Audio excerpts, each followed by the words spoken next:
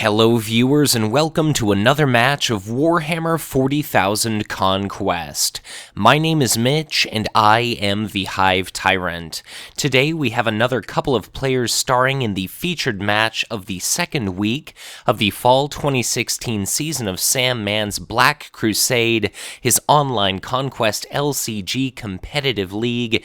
And for today's match we've got Anrakyr the Traveler, one of our initial two Necrons warlords, pit against the likes of Commander Starblaze, Tau Warlord number 3.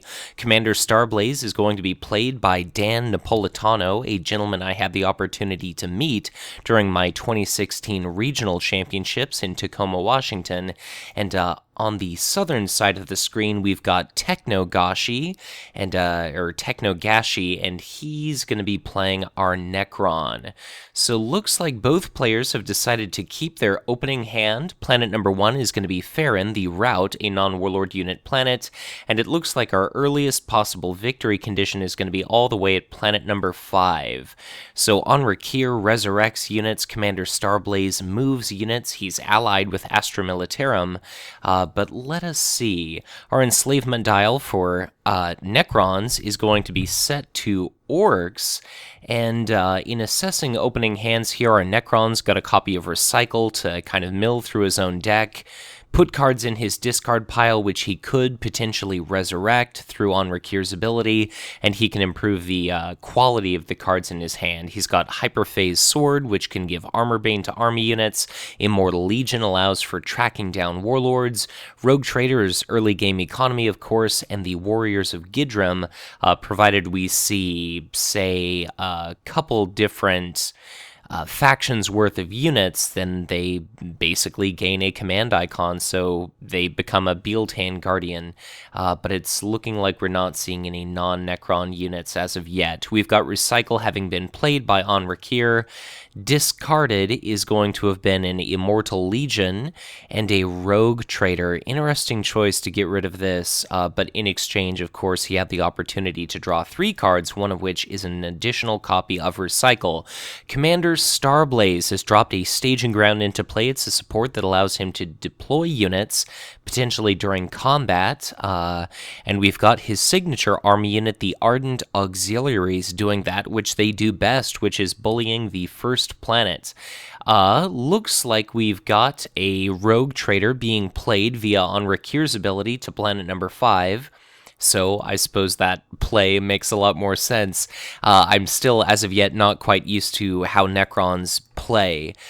So ditching a card and then immediately recurring it into play, or just playing it direct from the discard pile, that's pretty decent savings, you know. It's just a lot of card advantage there. Anyways, Ardent Auxiliaries, when they're commit to a planet, if you control an AM unit, you can ready it. So therefore, it's great in the Warlord train, bullying the first planet. Commander Starblaze can generally be sent to something like planet number 2, and you can move Astra Militarum units from either adjacent planet to his planet. So again, you can really bully the hell out of the first planet and strategically relocate your units as necessary. Here at planet number 2, we've got a copy of Stalwart Ogryn, 2/2, immune to enemy events. It can sit here if Starblaze wins planet number 1 uncontested. The auxiliaries are going to be bouncing to his HQ, then the following round they can recommit to planet number soon-to-be 1, currently number 2, and then they will be readied for all the more action advantage here. Starblaze is a 2/6, Anrakyr is a 2/7, so we'll have to see what exactly our respective players are going to be deciding to do with their warlords, but at the moment they've still got quite a few options available to them. Dan's got 2 resources remaining relative to technogashi's 4, and technogashi's still got another copy of Recycle. So he's come across a copy of his own signature army unit, the Pyrian Eternals.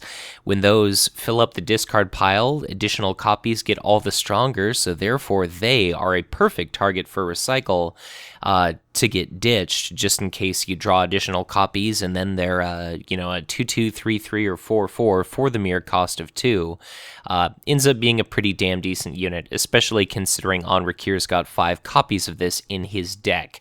Flayed One's pack is going to allow Anrakyr to fuel up his discard pile and Mindshackle Scarab, because it's not imperative that Anrakyr selects like a friendly faction on the enslavement dial. That could allow him to effectively wrestle control of one specific problematic unit from our Tau player, perhaps something laden with gun drones.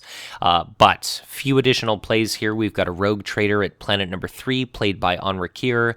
We've got Sanctioned Psyker sitting at 4, and 2 command icons is trumping 1, and we've got a Recon Drone 0-cost limited army unit chilling at planet number 5 opposite that Rogue Trader. So again, it's just 2 command icons trumping 1 command icon, X2 there. Flayed One pack is going to be opposite the Stalwart Ogre. Note that that's a planet where naturally the initiative token is going to be in the possession of Anrakyr. As a 3/2, it might be able to kill that Stalwart Ogre in the following round, or I suppose it's safest to say the following round. And as we move into our command phase, Dan currently has no resources. Technogashi has 1 resource for combat tricks. We only have Recycle. And that is it. We've got Bond of Brotherhood for Dan. And you could play this late, you could play this early, but it increases the HP of Tau, and it increases the outgoing attack power of AM units by 2 in either case. So let's see. Looks like Dan has decided where exactly he wants to go. He could go to 4 or 5 to, well, sorry, I guess Technogashi could go to 4 or 5 to try to flip command. Either player could go to 2 to secure command, but it looks like it's going to be 3 for Starblaze. Again, he can pull AM units from an adjacent planet to his planet, so the Ogren and the Psyker are options, and looks like that Psyker may end up being a pretty damn decent option because Anrakyr has shown up at 4. So let's see if we're going to see that reaction or not. Dan indicates that he is taking a moment to think about it, and it's looking like we're going to be seeing Command Struggles 1 at planets 1, 3, and 5 for Dan, and planets, I guess just 4 for Technogashi. So he's going to get resources, which aren't exactly a scarce commodity on the board, but he's definitely going to need resources just to fund all of these different effects he'll be able to just use here. So that's 3 planets for Dan. Technogashi picks up his 2 resources, but instead it's going to be 3 cards and 2 resources for our Tau player. He gets a copy of a unique limited support Salum Enclave, which affords him the chance of decreasing non-Tau army units by 2, up to 1 time per round. So that's a pretty powerful effect. Getting that turn 2 isn't too bad, especially considering this may well end up being a little bit longer game. Heavy Marker Drone in the hand is a 2 shield card. We've also got a copy of Ion Rifle, but no ambush platform with which to effectively ambush that into play. And for the following round, we've got a copy of Borkon Recruits, which attacks for 4 at the cost of 2 at the same planet as resides a Warlord. So planet number 1, the Ardent Auxiliaries are going to be capturing that, because there's nothing that Technogashi can do to beat it. So let's see. He's picking the Flayed Ones pack to be routed. So that's a 3/2 unit that is going to be effectively entering combat exhausted the following round, so it's not going to have an opportunity to attack, which of course means it's not going to be able to kill a Tau unit, but further, it's also not going to have an opportunity to fuel the discard pile of Anrakyr. He can only target the topmost units with his discard effect, with his deploy effect. Currently that is Rogue Trader and nothing in Dan's discard. So that Immortal Legion is getting a little bit buried, but the Flayed Ones could easily enable, additional copies of Pyrian Eternals in the discard pile. And if they attack in the middle of combat and you've got a Pyrian Eternals out and you discard another copy or two of that unit, it immediately gets stronger. And if you discard a copy of the Decaying Warrior Squad or something, then it gives you a unit you might be able to play in the middle of combat. So we ended up seeing Barlas won by Commander Starblaze. He killed that rogue trader. The forced random card pitched from our Necron player's hand was that Mindshackle Scarab, so gun drones are all the more frightening now for Commander Starblaze. And the Sanctioned Psyker is going to take a point of damage from the Warriors of Gidram. It swings in response for 0. And now Anrakyr is going to be swinging for 2.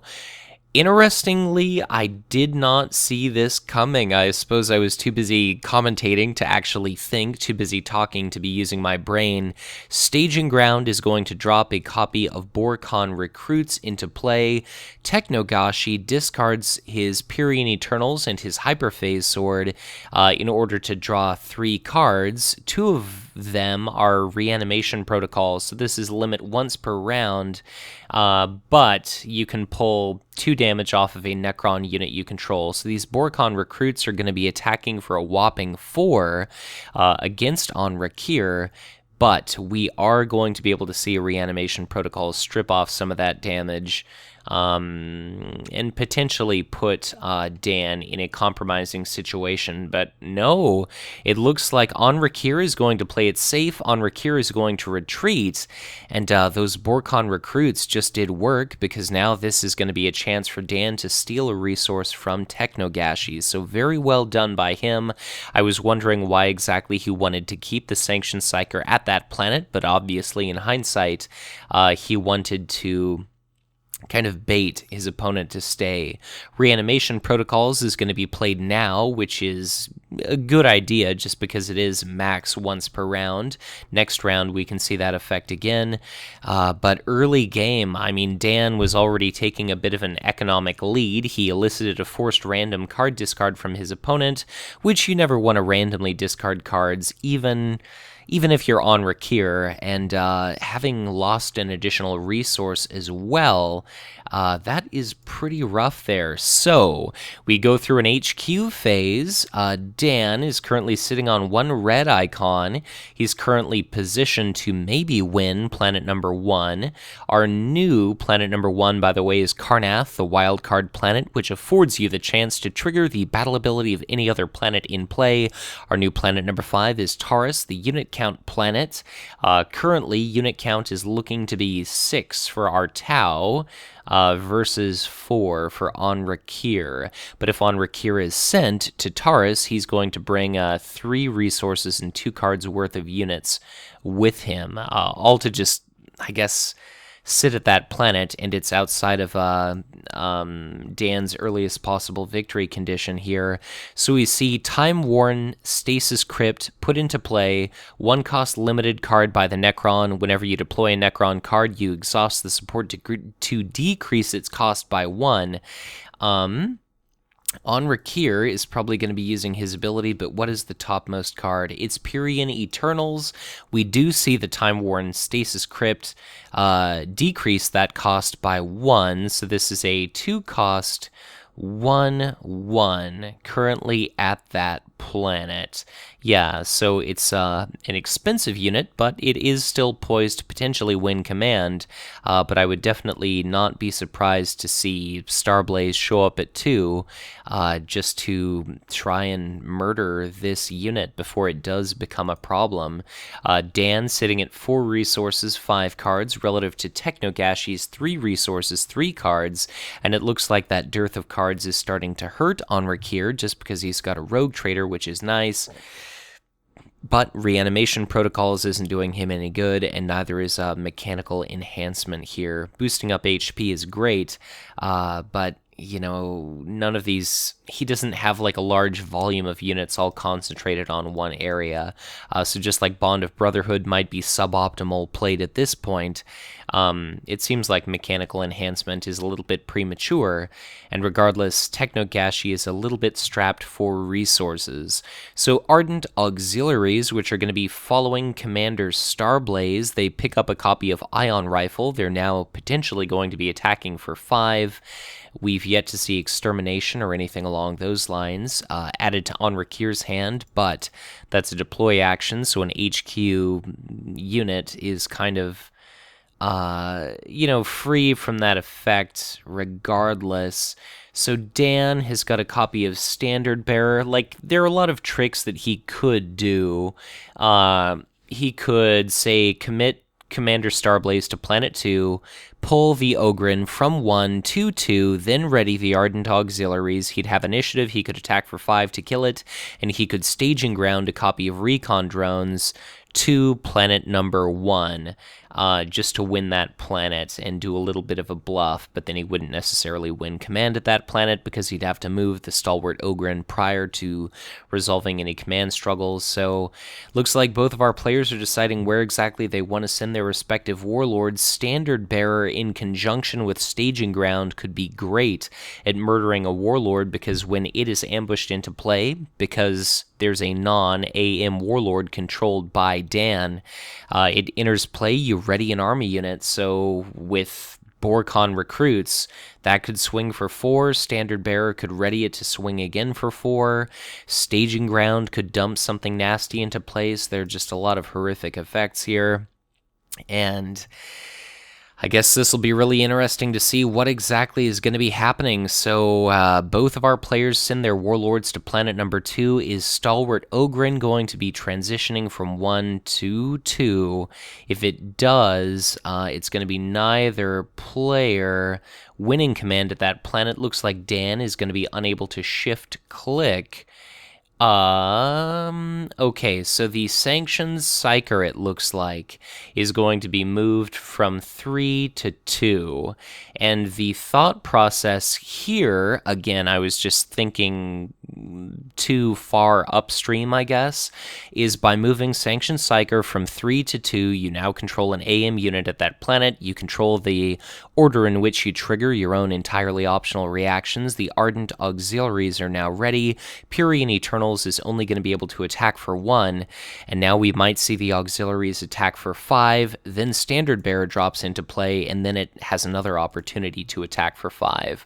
So Technogashi gets a total of 1 card and 2 resources during command. He gets his signature event, shuffle any number of Necron cards from discard pile into deck, and Dan is currently sitting at 6 resources, 8 cards. He's going to be able to win planet number 1 likely uncontested, and now he's got an opportunity here to trigger Karnath. So Karnath could be a forced random card discard, it could be stealing a resource, it could be healing a unit. That doesn't look too terribly valuable, or it could be trying and failing to trigger Taurus here. So it looks like it's going to be stealing a resource. So Anrakyr is not doing well economically, and I guess our thought here is just to keep trying to starve the opposition. So we didn't see any non-Tau units played. Unfortunately, the Salem Enclave didn't get used. Staging Ground has yet to be used. But as we get ready for battle here, just look at all this great stuff in Dan's hand. He's got a 3 shield card in his signature attachment. He's got Auxiliary Armor, which is 2 shields. He's got a copy of Assault Valkyrie, which is great for Starblaze to drag from planet to planet. But most importantly, he's got a copy of that Standard Bearer, which could just absolutely annihilate Anrakyr. So Anrakyr is only going to be able to attack for 2. Dan's got plenty of shields, and it looks like things are going from bad to worse for our poor, audacious, bold, and courageous, daring Necrons faction player. So the Purian Eternals are currently 1 HP. Are we going to be seeing an attack directed at the Warlord, or are we going to see an attack directed at the Eternals? If Starblaze attacks the Eternals, we'd have to see Mechanical Enhancement discarded to protect them. And we saw a copy of Reanimation Protocols heal Anrakyr to full, but he's not going to be... Okay, so Anrakyr uses his first combat turn to straight up retreat, which is going to make life pretty simple, I guess, for the Tau player. So I think if it were me, knowing that there aren't really any tricks that our Necron player could do, I'd probably have Starblaze take a swing at the Eternals, and then the auxiliaries could pick apart the Flayed Ones pack. So that is going to be a dead copy of Pyrrhian Eternals. So any subsequent copies are going to be 2/2s. The auxiliaries are now going to be able to pick apart the Flayed Ones pack. So it is killed, and Sanctioned Psychers are going to be swinging for 0. The Warriors of Gidrim are going to have an opportunity to retreat, or otherwise try to deal a killing blow or a wounding blow to the Sanctioned Psyker or the auxiliaries. So into the combat round, our player with initiative decides he's going to stay with his warriors here. And man, it's just looking pretty rough for poor Anrakyr. So, what are we going to see? It's going to be the Warriors. Are they going to try to kill the Sanctioned Psyker or not? Not a lot of good to be done if they just leave. Yep, so they're going to be attempting to kill the Sanctioned Psyker. Are we going to see something like Bond of Brotherhood discarded? No. So he's going to allow them to die. Is it going to be Starblaze dealing a killing blow? Yes, looks like that's the case. Warriors of Gidrim are gone. The unit count for Anrakyr is now down to a meager 2, and Barless is going to result in Awake the Sleepers being randomly discarded. Not a big deal. If Mechanical Enhancement would have been discarded, that would have been incredibly rough. But now we're gearing up for another HQ phase. That'll be 4 resources and 2 cards for each of our players. Our new planet number 1 is going to be Barless. We've currently got 2 red icons and a blue icon for our Tau player. Well, let's see what our last planet is. Our last planet is Planum. Technogashi, and, this may as well be a little bit of a death knell for him right here. He drew an attachment and another attachment. He doesn't really have any army units that are worth a damn. If we look at the top card of his discard pile, he's got a copy of Warriors of Gidrim. Dan's got a copy of Sanctioned Psychers. So as Anrakyr, leave a comment below. What exactly would you do in this situation? You could deploy a Sanctioned Psyker, or you could deploy a Warriors of Gidrim. You could... I guess he picked Astra Militarum as his enslaved faction, but Hyperphase Sword, you could put that on your Gidrim, so it's a 2/1 with Armor Bane, but then your opponent naturally possesses initiative. Hyperphase Sword, you can dance from unit to unit. They can kind of play hot potato, as it were. In the grim darkness of the 41st millennium, there are only children's games. So, Dan drops a recon drone, not a Necron drone, into play at planet number 4. 2 command icons beats 1.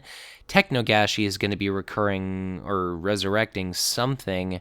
Royal Phylactery is another Necron attachment, but are you going to put that on, a 1 cost or a 1 HP unit? No, that would just be terrible. But Sanctioned Psyker at planet number 1 has 2 command icons. If Starblaze goes to planet number 1, okay, so never mind about that. Sanctioned Psyker is going to be deployed at planet number 4 opposite that recon drones.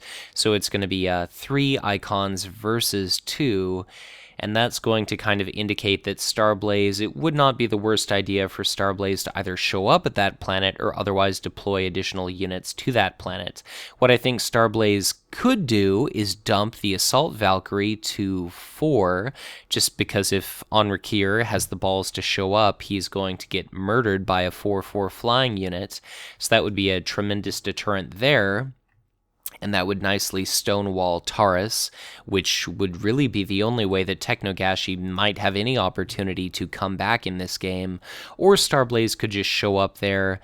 Starblaze has got not 1, but 2 copies of Standard Bearer. He's got an insane number of resources as he drops an ECT, Earthcast Technician, into play at that planet. A 1/1 for 1 with a command icon. He's looking at the top 6 cards of his deck. He's going to reveal an attachment or a drone. He's going to add that to his hand. It's another copy of Auxiliary Armor. So it's War Gear, which means you can't put it on that Assault Valkyrie, but, you know, an additional 2 attack and 1 HP. And if it's on a non-Tau, it also gains a command icon. Not that he has a lot of non-Tau at the moment, but it's just looking like that could be a total nightmare. So technogashi, 5 resources, 3 cards, but he passes, and now it's all going to be up to Dan with 10 resources and 9 cards. Things are looking pretty grim for our Necron, as Dan is now going to be able to freely secure a lead, but I guess his earliest possible win is going to be planet number 3. Dan is going to be exhausting his Saloom Enclave to play that Assault Valkyrie to planet number 3 for the meager cost of 2, and it's hard to go wrong putting out a 4/4 flyer for a mere 2 resources. So, I would not be surprised to see Starblaze under these conditions show up to planet number 4 just to make sure that Anrakyr can't do anything to anything at that planet. If Anrakyr goes to planet number 1, plenty of shields means Anrakyr is going to be murdered by the 5 attack auxiliaries backed up by 1 or more copies of Standard Bearer, and the same thing at planet number 2. There's so many shields, there's so many times that the Borkon recruits could attack. That's not a safe destination for Anrakyr either.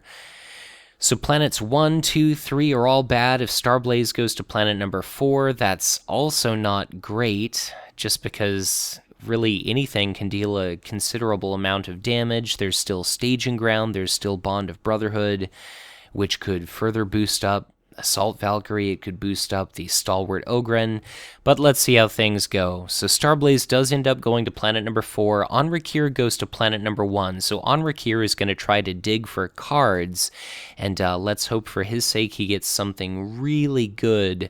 All the shields in the world aren't really going to be able to protect you too much when you've got the auxiliaries that can attack for 5, Standard Bearer can attack for 2, auxiliaries can attack for 5 again.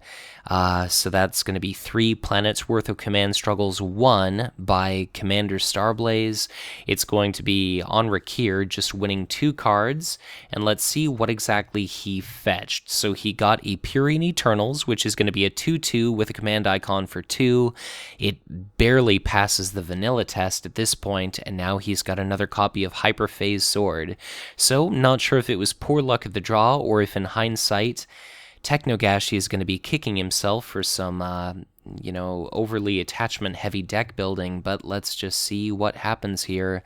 Dan got a total of 2 cards and 3 resources, so still he's got a strong economic lead on our Necron. At planet number 1, Anrakyr is going to opt to stay, and let's see if this results in the bloodying of our poor Necron. So an outgoing attack of 2 is met with a discarded auxiliary armor. So the auxiliaries, difficult to say here, but they're going to be attacking for 5. Anrakyr discards a 2 shield value card, but he still takes 3 points of damage. He's still exhausted, and something tells me he's going to have to deal with, there's that copy of Standard Bearer. The auxiliaries are going to stand up. Now the Standard Bearer is going to have an opportunity to attack. I feel like we're about to find out if I have the bloodied art installed for Anrakyr or not. The auxiliaries swing for 5, and now technogashi, he's decided that he does not want to bother wasting shield cards because he's going to be bloodied regardless. Anrakyr is now a mere 1/6. He's no longer able to resurrect units. Technogashi throws out the classic FML, and I can definitely sympathize for the poor bastard. So, another forced card randomly discarded. If it's the Purine Eternals, I don't want to say it may as well be GG, but fortunately I need not make that decision. It's one of 2 copies of Hyperphase Sword. Could have definitely been worse, but that's going to be another planet added to the victory display of homeboy Dan here. He's got 2 red, 1 green, 1 blue icon. If he wins the next 2 planets, he'll be able to win either through green or red icons. We're also going to be seeing a battle at planet number 4, because why should Commander Starblaze here afford his opponent an inch of a chance to potentially win this one? So why don't we go ahead and just see what happens here? That's going to be a Rogue Trader destroyed. It's going to be a Sanctioned Psyker after attacking, taking 2 points of damage. It will have an opportunity to retreat prior to the end of the combat round, but really all that's going to do is just cramp up Anrakyr's HQ, and it's going to be showing up essentially worthless here. So technogashi makes the right choice in retreating with that unit. Taurus is not going to be able to be activated by Commander Starblaze there. The stalwart Ogryn is going to be retreating at the end of the combat round. May as well relocate that to a more useful planet like planet number 4, as opposed to just keeping it stranded there. But I suppose you also could have left it at Taurus and sent Starblaze to 4, and then Starblaze could have pulled an AM unit from 4 to 3, or maybe Dan is just counting on being able to, maybe deploy heavily to planet number 1 just in case here. So looks like we've got a momentary disconnect. Looks like Dan is still with us, and hopefully there's nothing going wrong. So both players pass on their HQ steps. Everybody indicates that they are still connected, and there we go. So 4 resources, 2 cards for each player as another HQ phase comes and goes. We've now got 2 copies of Pyrian Eternals in Anrakyr's hand, and we've just got 1 copy in his discard pile. So each of those are going to be 2 cost, 2 2s with a command icon, but they do come at the not totally unreasonable cost of 2 apiece. So let's see. Technogashi does have 9 resources. He's got a copy of Mindshackle's Scarab to steal control of one of these units. Maybe something with an ion rifle, maybe the Assault Valkyries, since you can put the drone trait attachment on a vehicle. Here, planet number 1, we've got Ossus 4, that resource-stealing planet. The initiative token is going to be in the possession of Anrakyr. He's got a 2/2 deployed at that planet, but the Borkon recruits are going to be able to make short work of that with the assistance of a warlord there, and we're only 1 planet away from the earliest possible victory condition for our Tau player. At planet number 4, our final planet, planet number 7, whatever you want to call it, we've got another Earthcast Technician, and this is where things are going to be a little bit interesting here. So there's no preemptive barrage for Commander Starblaze. Technogashi could get a Hyperphase Sword on his Eternals. If Anrakyr shows up, the Eternals could attack for 3 Armorbane and essentially guaranteed murder one of these units, and that is going to be the play. So let's see what happens. The Eternals are currently a 3/2 with Armorbane, and you can discard cards from hand to reattach the Hyperphase Sword to different Necron units. We might see a second copy of Eternals at that planet, but who knows, we might see planet number 1 abandoned by Dan, just so he can set himself up at his victory condition planet, and then the Eternals are going to be showing up exhausted at a planet where he's naturally going to be possessing initiative and a bunch of ready units. So I suppose we'll just kind of have to see how this goes. Dan's got a copy of Even the Odds, but there aren't really any other eligible Necron units for the Hyperphase Sword here. So if we had like a Pyrian Eternals here at planet number 4, you could even the odds to remove the Hyperphase Sword from that planet, and then you wouldn't have to deal with that Armorbane. But, I guess he's probably going to have to stomach a little bit of Armorbane in the context of all these shield cards in hand. So, interesting new card here. We've got a Sniper Drone Team, which is ranged, so it might actually be exactly what Dan was looking for. he could do a sniper drone team, but unfortunately he doesn't have another copy of ion rifle. He could do sniper drone team and then standard bearer to ready it for 2 ranged attacks. But it all comes down to how important really is planet number 1. And if something were to go wrong, like, okay, oh, all right. So auxiliary armor is going to go on the Borkon recruits. They're now a 4/3, and if we see another copy, like, I guess first of all, if we see Bond of Brotherhood played, that is going to result in the Borkon recruits becoming a 6/5. Even if there's no Warlord present, which is going to be more than enough to kill the Eternals here. We've got another copy of Eternals at planet number 1, and I don't know if this is Dan really wanting to win that planet, or if he's just trying to really get his opponent to commit a ton of resources into winning there, because we've now got both of his army units at that planet. And yeah, things are just not looking great for Anrakyr. Even if he manages to win at this planet, okay, there's that Mindshackle Scarab. The enslavement dial is currently set to Astra Militarum, so Assault Valkyrie could be stolen. Unfortunately, there's not going to be any really convenient answer for Starblaze to get rid of his own copy of Assault Valkyrie here, but I'll be really curious to see how combat goes. Both players are deciding where they want to send their warlords in regard to combat tricks. Anrakyr, if he shows up at planet number 1, he'll guarantee that he's got the resources needed to play Mechanical Enhancement, unless Starblaze shows up at that planet, and then players are going to break even.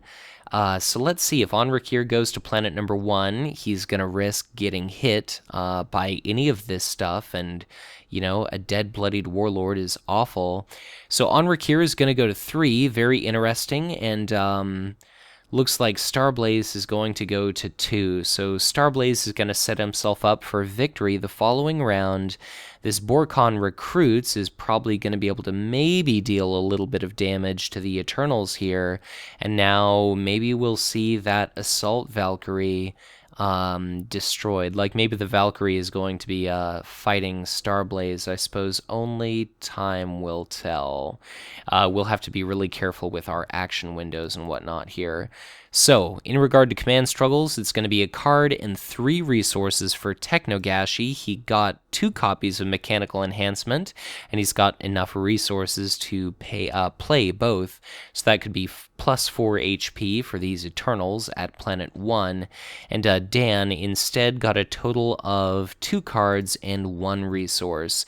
He's got a copy of 4 the Tau Va to ready all of his units that have attachments, which is pretty considerable number here.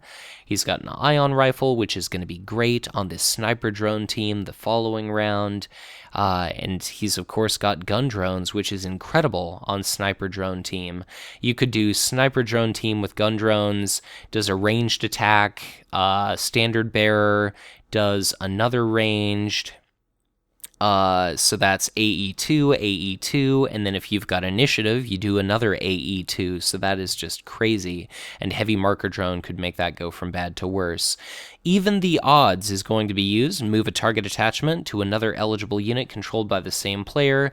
Technogashi emotes that he cries, because, man, that sucks. First of all, it's no longer on the Assault Valkyrie. Second of all, it's no longer on an AM unit, which means it doesn't even match his enslavement dial, and therefore that totally sucks.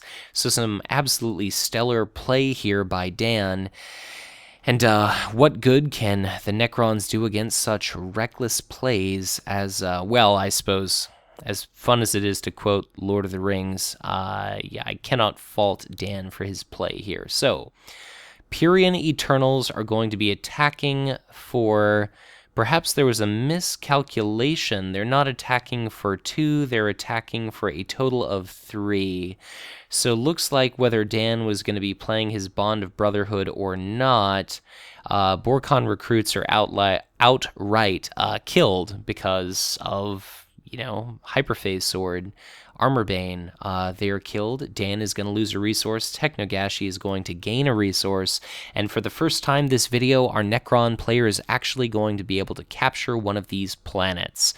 But now the Eternals are going to be moving to his HQ, and I cannot help but think that the sniper drone team with gun drones, or maybe with ion rifle, either one, is going to completely be annihilating our Necron the following turn. Anrakyr is going to have no option but to show up at this planet. Note that a rogue trader just died. We're going to see all of the damage removed from no unit as Starblaze wins Iridial. We're about to wrap up our round, but like I said, we're about to go through an HQ phase. The initiative token is going to bounce over to Starblaze here. That could be the sniper drone either attacking for 5 with ion rifle. Standard bearer, they attack again for 5. Beginning of normal combat, they attack again for 5, or it's Armorbane 2/2/2. Either way, the Eternals are going to be destroyed, or perhaps more simply, Anrakyr could be killed, because even with 10 HP, 15 damage, you're still dead. And spoilers, if Anrakyr doesn't draw anything that's gonna, tip the scales in his favor, like, that's just one unit, and obviously there's a whole lot of bullshit that he's gonna have to deal with here at this planet. So things are just looking pretty much absolutely horrific for our Necron. But at Taurus, we did see Anrakyr take a swing, presumably at the Earthcast Technician, and a discarded copy of Calculated Strike resulted in just no damage being dealt out to that unit. So we're currently waiting to see if Dan is going to reconnect, and why don't I go ahead and pause the video and let's see what happens. Okay, so that actually did not take long at all. Dan is back. He's not with the Angels. He is with us once again.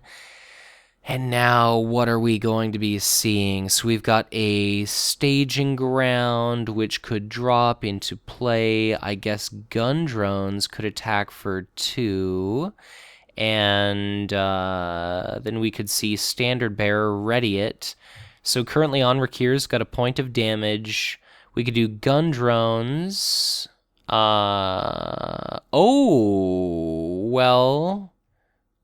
Wait a sec. Okay, yeah, so what we're seeing is Salem Enclave decrease the cost of Standard Bearer to 1. We didn't see Staging Ground put it into play. So interesting that we're seeing this, but Standard Bearer is going to ready the Earthcast Technician. Standard Bearer attacks for 2.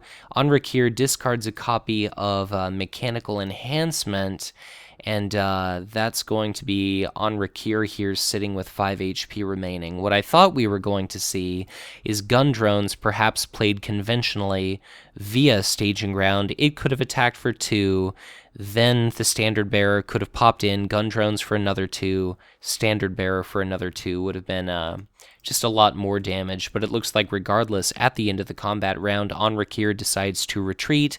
That's going to be another activation of Taurus blocked by Dan, and now we're going to be moving into what I can only imagine is going to be our very last deploy phase here. So I'm predicting Sniper Drone Team with a copy of gun drones or ion rifle. I think just for the flair, you may as well do gun drones. It's much more fun that way. We could even see for the Tau Va used just to make sure that even though Standard Bearer is no longer an option, you could still get another additional ready out of your Sniper Drone team and your auxiliaries to boot. So unfortunately for our Necron player, he's going to be enslaving orcs. He got a copy of Scrap Naba, and he's got his signature support, the Slumbering Tomb. So he can play the support, he can draw 2 cards, discard 2 cards.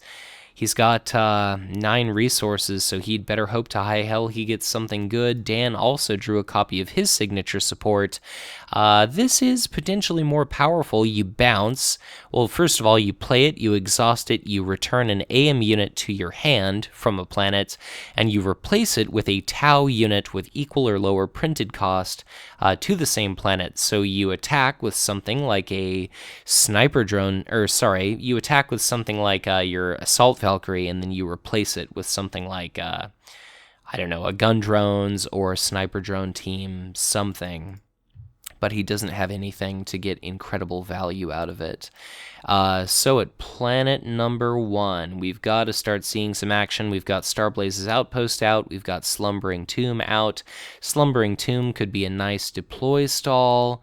I guess, yep, there's that sniper drone team, and let's see what Slumbering Tomb fetches. Is it going to be a copy of, well, I guess Orcs are enslaved, not Tau, so even if we were to draw a copy of Mindshackle Scarab, that wouldn't do a whole hell of a lot of good. Scrap Nabba is going to be one of those discarded cards, and now we've got to pick one other card to be discarded. We drew a copy of Mandragore and Immortals, which are ranged. You can sacrifice a non-Necron soldier to ready it, but there are none in play, so it's only going to be a 2/3 at range. And, you know, Sniper Drone team has ranged. With Ion Rifle, it could easily pick off the Mandragore and Immortals before they have a chance to attack.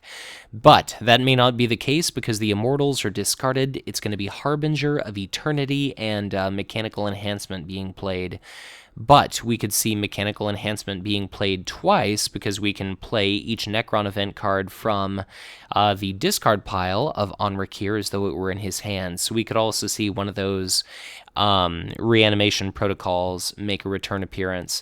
Ion Rifle, interestingly enough, is going to be the target for the Sniper Drone team.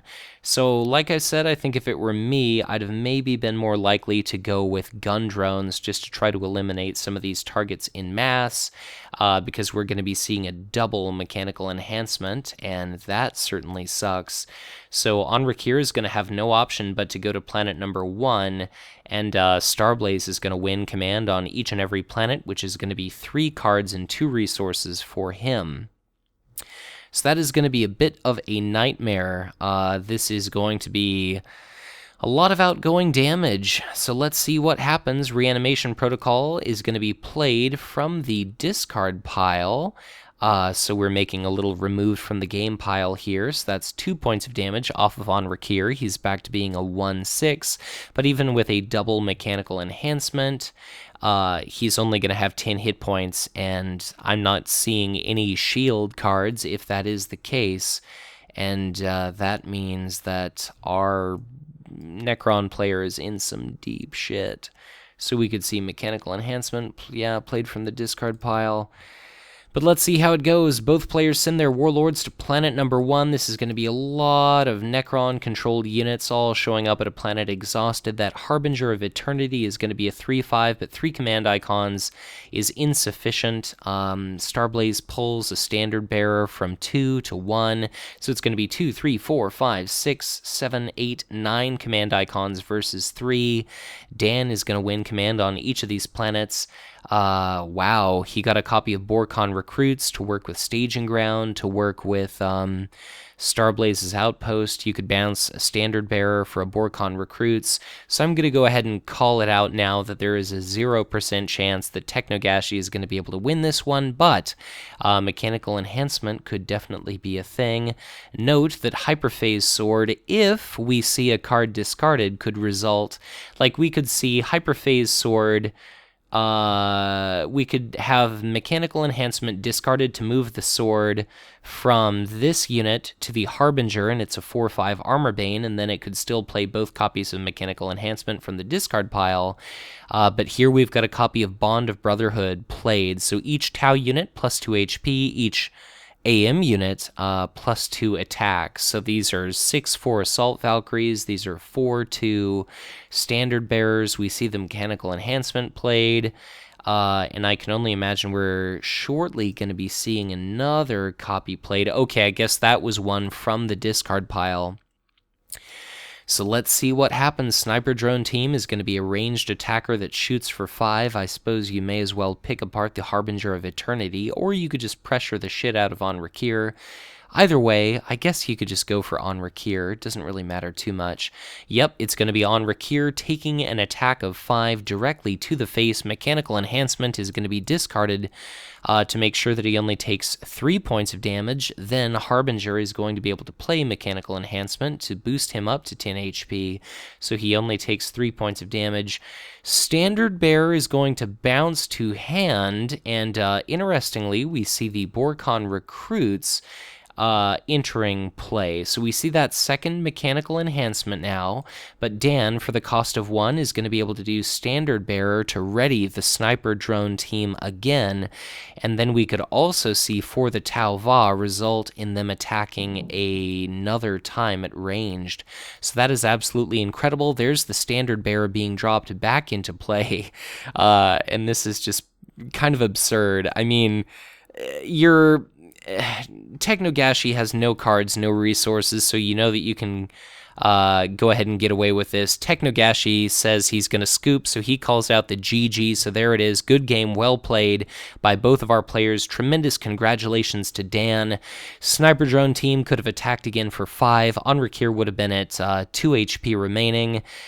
Then we could have seen, for the Tau Va, result in Commander Starblaze exhausts, Sniper Drone team attacks again for 5. Even if there wouldn't have been another ranged attack, it would have been initiative in the possession of Starblaze, and the auxiliaries could have attacked for 5, or the Assault Valkyrie could have attacked for 6. So Anrakyr ended up getting a little bit wrecked, but good on technogashi for having the audacity and balls to play our latest to be added to the game faction, the Necrons. But again, well played by both of these players. Thank you for watching, dear viewers. I hope you enjoyed yet another commentated match of Warhammer 40,000 Conquest, a 2-player adversarial living card game by Fantasy Flight Games. If you want to interact with me, I'm the Hive Tyrant on social media. I'm on Facebook. I'm on Twitter as well.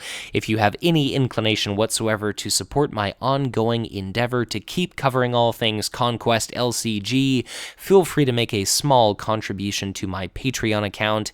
It's something like less than 1% of my viewership actually kicks me $1 or more a month, but it is tremendously appreciated, and I thank everybody from the bottom of my heart for their contributions. So I'll just go ahead and end things here. Look forward to another featured match next week. But as always, thank you so much for checking out another game from the Black Crusade. Thank you for watching, and once again, be sure to check back in again soon for much more Conquest LCG content to come. Take care.